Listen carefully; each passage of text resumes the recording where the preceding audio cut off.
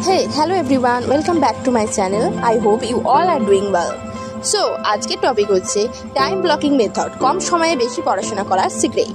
দিনের শেষে মনে হয় আজ তো কিছুই হলো না, বই খুলেছিলাম কিন্তু পড়া হয়নি, তাহলে উপায়?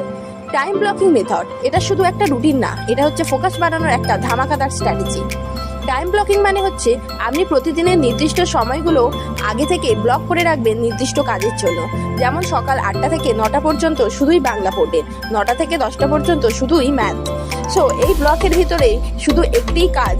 টাইম ব্লকিং ব্রেনকে বলে এখন শুধু একটা কাজ, ফলে আপনি আগেভাগেই জানেন কোন সময় কি করতে হবে।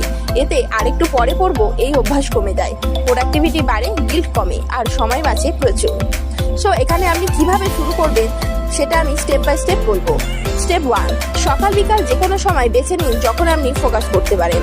স্টেপ 2, বড় সময় না, ছোট ছোট ব্লক, 25 থেকে 30 মিনিট ব্লক বানান পোমোডোরো মেথডকে মাথায় রেখে। স্টেপ 3, প্রতিদিন রাতের দিকে পরের দিনের টাইম ব্লকটা তৈরি করে রাখুন। এছাড়াও ফোনে গুগল ক্যালেন্ডার বা কাগজের টাইম ব্লক যে কোনো জিনিসটাই আপনারা ইউজ করতে পারেন। টাইম ব্লকিং শুধুমাত্র পড়াশোনার জন্য না, ঘুম, রিল্যাক্স, খাওয়া দাওয়া, প্রত্যেকটা কাজের ক্ষেত্রেই আপনি এটা ব্যবহার করতে পারেন। এই সহজ টেকনিকটাই হতে পারে আপনার লাইফ চেঞ্জার।